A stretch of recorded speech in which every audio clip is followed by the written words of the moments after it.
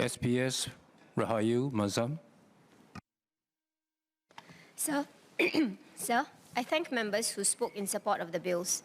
Let me now address the questions that were raised. First, Mr. Dennis Tan asked whether the amendments to Section 11 apply to Commissioners for Oaths or CFOs administering statutory declarations. The answer is yes. The Section 11 amendments are intended to apply to CFOs administering statutory declarations. Next, Mr. Ip Hon Wing asked how we can guard against fraud and impersonation. Mr. Louis Ng asked what steps CFOs and NPs should take to ensure that the client is not under undue pressure over video link. Mr. Dennis Tan commented that the use of electronic means of communication may come with some difficulties and asked that we do not increase the standard of care expected of CFOs and NPs. As I mentioned during my opening speech, the need to ensure the continuing integrity of the various processes was a key consideration when developing the electronic framework. The possibility of fraud, impersonation, and undue pressure is not unique to the electronic space. Identity fraud and forgery can happen in the real world.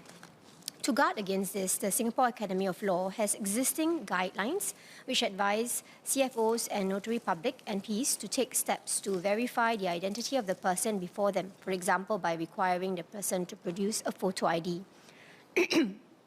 Nonetheless, we recognize that the adoption of technology introduces new ways in which fraud can be carried out. Impersonation through deepfakes, which Mr. Yip has mentioned, is one possibility that we need to be on our guard against. Technology also has its limitations. It is probably easier for a person to exert undue pressure on a client in the same room without a CFO's or NP's knowledge when the CFO or NP is communicating with the client by video link instead of in person. So as mentioned earlier, the bills The bills set out some minimum requirements that the electronic link must satisfy. One requirement is that the electronic link must enable the person who is administering the oath or statutory declaration to confirm the identity of the client. Further requirements may also be prescribed in subsidiary legislation under the Oaths, Declarations and Notarisations Remote Methods Bill, or the ODN Bill. These requirements can be reviewed and updated from time to time to keep pace with technological developments and to address new ways of committing fraud. We will also work with the Singapore Academy of Law to update the existing guidelines for CFOs and NPs so that CFOs and NPs are equipped with the practical know-how to conduct transactions in a secure electronic environment. When formulating the revised guidelines, we will bear in mind the issues of fraud and impersonation which Mr. Yip has raised. We will also bear in mind the need to guard against undue influence. With this in mind, CFOs and NPs will likely be required to verify whether there are any other persons in the room with the client, and if so, who they are, a step that Mr. Ng had alluded to, and a step which CFOs are required to take today when commissioning affidavits remotely. All this being said, laws and guidelines are not in themselves sufficient. Those who are entrusted with the responsibility to administer the oath or statutory declaration must continue to be vigilant and to take the necessary steps to satisfy themselves of the identity of the person taking the oath or making the statutory declaration, and that the person is not under undue influence. With regard to Mr. Dennis Tan's point on keeping to the existing standard of care, the revised requirements and guidelines are unlikely to result in significant additional burden to CFOs and NPs. Any specific requirements that are put in place will be those that are necessary to safeguard the integrity of the various processes. In a related vein, Mr. Ng asked whether there are methods by which clients can verify if the video links for oaths, affirmations, and notarizations are valid rather than a scam. The best defense against scams is a vigilant and discerning public. Members of the public should take care to verify that the service provider they are engaging is legitimate and is not a scammer. In this regard, the public can visit the SAL's website today to check whether a person is indeed a CFO or NP. As with the use of any other online service, members of the public who wish to conduct transactions remotely should also keep a lookout for telltale signs of scams. For example, they should check that any links that they receive are sent from the email address of a CFO or NP that they have been communicating with, and that the links point to an established video conferencing platform. If in doubt, members of the public should verify the authenticity of any links received through a separate channel, such as a phone call with the CFO or NP. Mr. Yip asked about the reliability of the electronic link and what happens if the electronic link is disrupted. Mr. Ng also asked whether there are any requirements as to the security of the permitted platforms and whether, for instance, they must be secured with end-to-end encryption. The bills are not prescriptive of the specific electronic platform that parties must use or how fast, clear, or secure the electronic link must be. Instead, the bills set out broad outcomes that the electronic link must be capable of achieving. Specifically, the electronic link must enable the service provider to communicate with the client, confirm the client's identity, and verify any document that is to be signed. An electronic link will not meet these minimum requirements if it is of such poor quality that the service provider is unable to properly make out the client's face, or if it keeps dropping such that the parties are unable to communicate properly. In such cases, parties will have to try again with a better connection or fall back to an in-person meeting. As for the security of the electronic platform, it is up to the client and service provider to agree on an electronic platform that both are comfortable with using. That will best safeguard the confidentiality of the transaction. The client may also request for an in-person meeting instead. I should add that even in the absence of technical difficulties or concerns about confidentiality, it will still be open to any party to end the remote session at any time and request for an in-person meeting. For instance, the service provider may do this if he or she feels that something is amiss. Next, Mr. Yip asked whether an overseas live link is allowed. I understand this to mean a scenario where one or even both parties to the process are not physically present in Singapore. For statutory declarations and notarisations, both the service provider and client must be in Singapore before they can rely on the electronic framework that is set out under the ODN Bill. This is consistent with the position under existing law. There is an existing framework providing various options for overseas Singaporeans who need to make a statutory declaration or who need a document to be notarized. For instance, they may approach a notary public in that country or seek assistance from a Singapore overseas mission. For oaths, I mentioned earlier that our laws provide for oaths to be taken in a wide range of different processes and circumstances. Requirements such as who must take an oath, who the oath must be taken before, and the form of words that must be used are set out in those existing laws. What these amendments do is to make clear that any witnessing requirement for an oath can also be satisfied through the use of electronic means of communication, such as video conferencing. So apart from making clear that the use of the stipulated electronic modalities is acceptable, the bills do not make changes to the frameworks under existing law.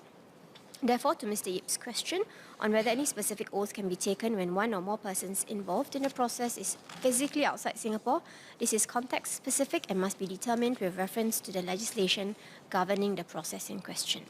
For example, in a case of a witness who is appearing before court, it is possible under the rules governing court procedure for the witness to be overseas and to take his oath and give evidence to a Singapore court through live video link. However, this will be subject to the grant of permission by the court. There are also existing rules and requirements on this in the Evidence Act and the Criminal Procedure Code. Likewise, to Mr. Dennis Tan's question on whether oaths may be administered en masse to polling or counting agents, this must also be determined with reference to the existing legislative provisions under the Parliamentary Elections Act and the Presidential Elections Act. The amendments under these bills do not change the existing position under these acts. The manner in which oaths are administered for polling and counting agents, including whether a video link is used in the first place, is something that the Elections Department will decide, depending on their assessment of what is most appropriate to ensure that the integrity of the election process as a whole is not undermined. Next, Mr. Lim Biao Chen asked whether consular officers may administer oaths and affirmations or perform notarial acts through virtual means. The powers of a consular office to administer an oath or affirmation, take an affidavit, or perform a notarial act are set out in the Diplomatic and Consular Officers Oaths and Fees Act 1968, or the DCOA. Today, consular officers only perform such functions in person. These bills do not affect the existing position under the DCOA. We are aware overseas Singaporeans sometimes face difficulties obtaining notarial services in person at our overseas missions. Together with MFA, we are studying possible ways, including by electronic means, to address such difficulties. Next, Mr. Louis Ng asked several queries relating to interpreters. Ms. Ng asked whether an interpreter has to be present in person with the client. The bills do not require this. It is possible for the CFO or NP, client, and interpreter to be at 3 separate physical locations. Ms. Ng asked what steps the CFO or NP should take to ensure that the interpretation and communication is accurately done. Today, the CFOs and NPs are already required to take steps to safeguard the integrity of the process when it is done in person. Similar requirements will continue to apply under the electronic framework. For example, CFOs and MPs may be required to ensure that they can hear and see both the client and interpreter simultaneously. The specific steps CFOs and NP will be required to take will be set out in either subsidiary legislation or in the refreshed guidelines to be issued by the Singapore Academy of Law. Ultimately, however, it will be up to each individual CFO and NP to exercise their professional judgment and experience to satisfy themselves that the contents of the relevant document have been properly interpreted. If the CFO or MP is at any point in time not satisfied with the integrity of the process, the CFO or MP should stop the process and request that the statutory declaration or oath or affirmation be made or taken physically in person instead. Finally, Mr. Lim Biao Chen asked if remote commissioning or remote notarizations can be enabled through the promulgation of subsidiary legislation by the Minister. In the present case, amendments to primary legislation are necessary because you are making changes to certain requirements currently found in primary legislation. Nonetheless, going forward, the bills do provide the Minister with the necessary rule-making powers to adjust the electronic framework using subsidiary legislation. As I've mentioned, the Minister will be able to use subsidiary legislation to prescribe specific requirements that must be satisfied. These requirements will be reviewed from time to time to keep pace with technological developments and address new ways of committing fraud. Mr. Speaker, I believe I have answered all the questions posed by members. So with that, I beg to move. The question is that the bill be now read a second time. Pursuant to Article 5, Section 2 of the Constitution, a vote is taken to ascertain that the second reading of the bill is supported by the votes of not less than 2/3 of the total number of elected and non-constituency MPs, which is 60 members. Clerk, ring the division bells.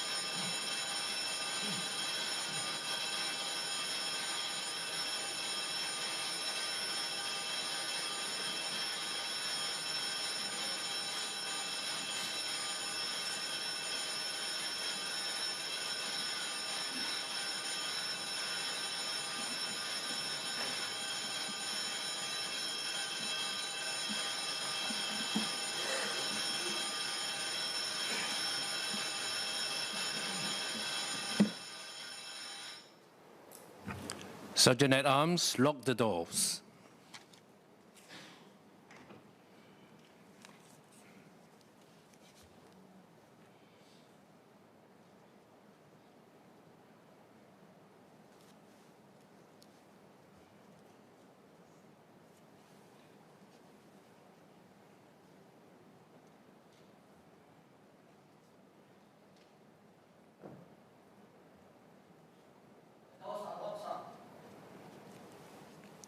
Before I proceed to start the electronic voting, may I remind members that they are to be seated at their designated seats and should only start to vote when the voting buttons on their armrests start to blink.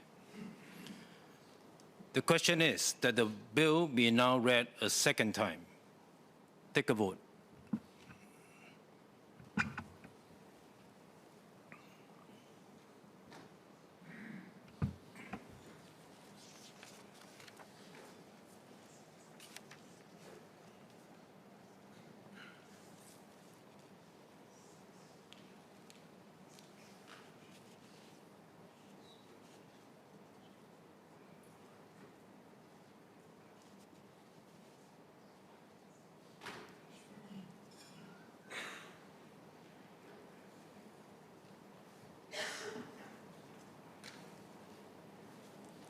Members are advised to check that their names are registered according to their vote indication when the voting results are shown on the display screens.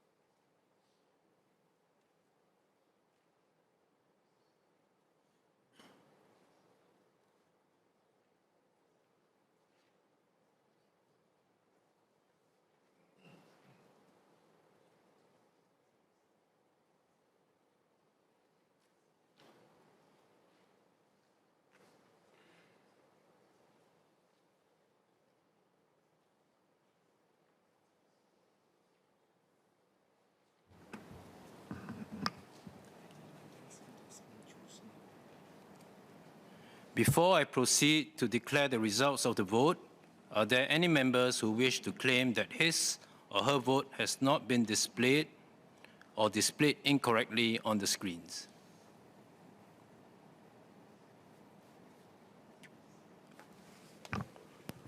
I don't see any. I will proceed to declare the voting results now. There are 82 ayes, 0 noes, and 0 abstentions.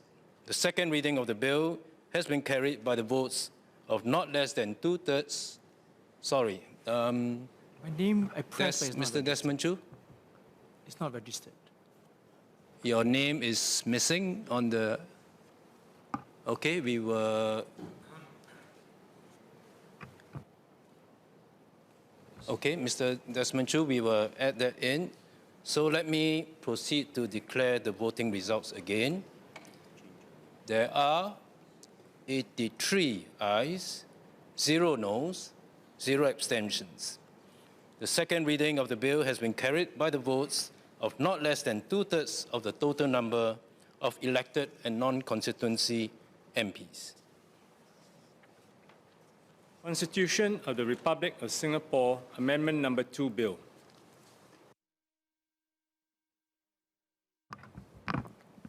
Committee stage what day? Now, sir, I beg to move that Parliament will immediately resolve itself into a committee on the bill. The question is that Parliament will immediately resolve itself into a committee on the bill. As many as are of the opinion say aye. To the contrary say no. I think the ayes have it. The ayes have it.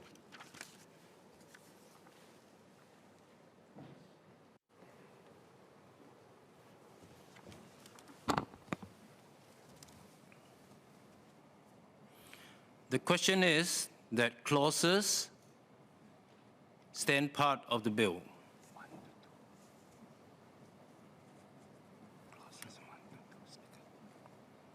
The question is that clauses 1 to 2 stand part of the bill. As many as are of the opinion say aye. To the contrary say no. I think the ayes have it. The ayes have it. Bill to be reported.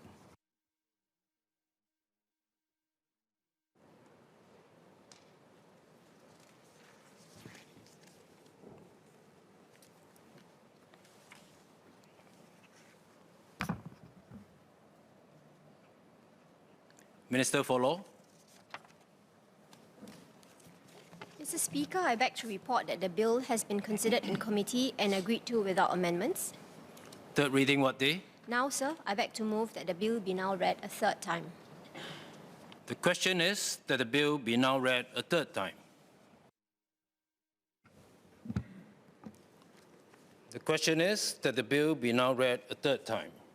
Pursuant to Article 5, Section 2 of the Constitution, a vote is taken to ascertain that the third reading of the bill is supported by the votes of not less than 2/3 of the total number of elected and non-constituency MPs, which is 60 members. Clerk, ring the division bells.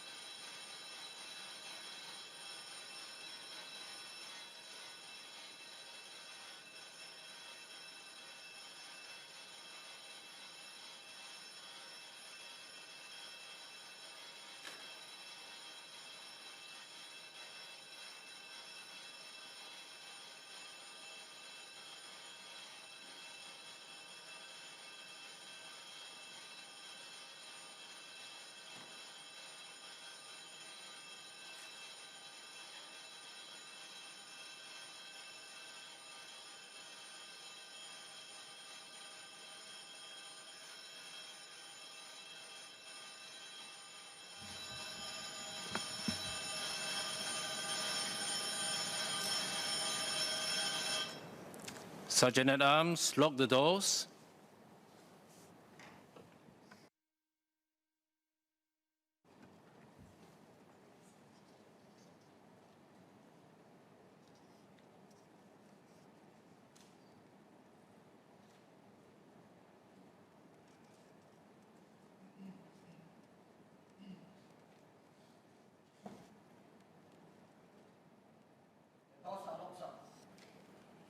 The question is that the bill be now read a third time. Take a vote.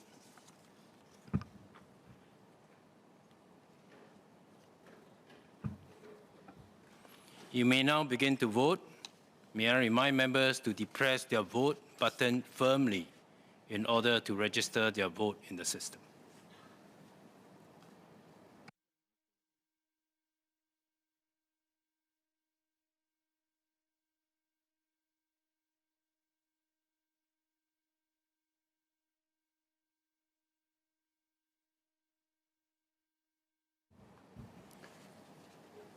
Members are advised to check that their names are registered according to their vote indication when the voting results are shown on the display screens.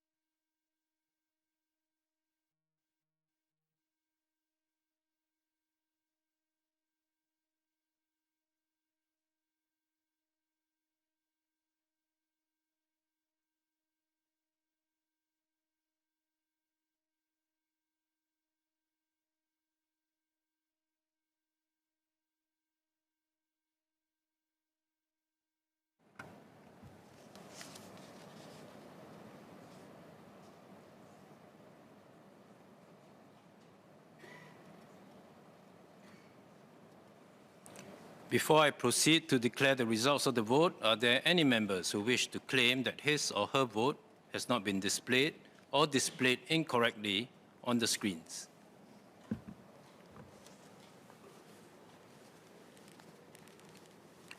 I don't see any. I will proceed to declare the results, the voting results now. There are 83 ayes, no noes, no abstentions. The third reading of the bill has been carried by the votes of not less than 2/3 of the total number of elected and non-constituency MPs. Constitution of the Republic of Singapore Amendment Number 2 Bill. Item 2, Oath, Declarations and Notarisations, Remote Methods Bill, second reading. Minister for Law. Mr. Speaker, on behalf of the Minister for Law, I beg to move that the bill be now read a second time. This bill amends the Oaths and Declarations Act, the Notaries Public Act, and other acts to enact a framework that will enable statutory declarations, oaths and affirmations, and notarizations to be done through electronic means, while ensuring the integrity of these processes and maintaining a high degree of security against fraud. This bill is linked to the Constitution Amendment Bill, which we had earlier debated. In that debate, I have already explained the amendments proposed in both bills. Members have already raised their questions and expressed their views on both bills during the earlier debate, although they are still welcome to do so now if they have any. Mr. Speaker, I beg to move. The question is that the bill be now read a second time. The question is that the bill be now read a second time. As many as are of the opinion say aye. Aye. To the contrary say no. I think the ayes have it. The ayes have it. Any member who wishes for his or her dissent or abstention to be recorded or claim a division before I declare the results?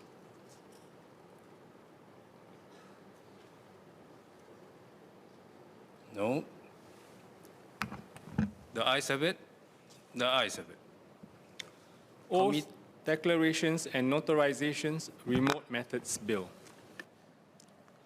Committee stage what day?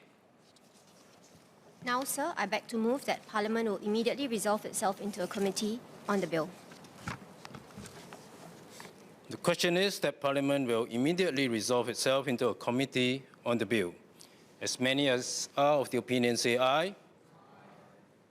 To the contrary say no. I think the ayes have it. The ayes have it.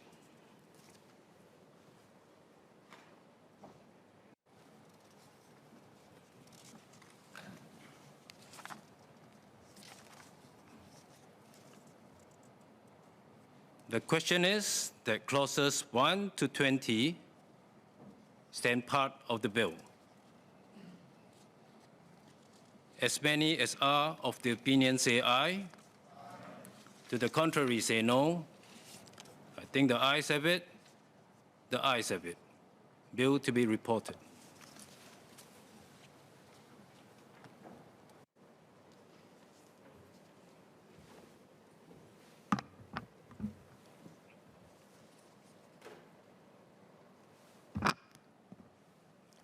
Minister for Law. Mr. Speaker, I beg to report that the bill has been considered in committee and agreed to without amendments. Third reading what day? Now, sir, I beg to move that the bill be now read a third time. The question is that the bill be now read a third time. As many as are of the opinion say aye. To the contrary say no. I think the ayes have it. The ayes have it. Any member wishes for his or her dissent or abstention to be recorded or claim a division before I declare the result? The ayes have it. Oath, Declarations and Notarizations, Remote Methods Bill.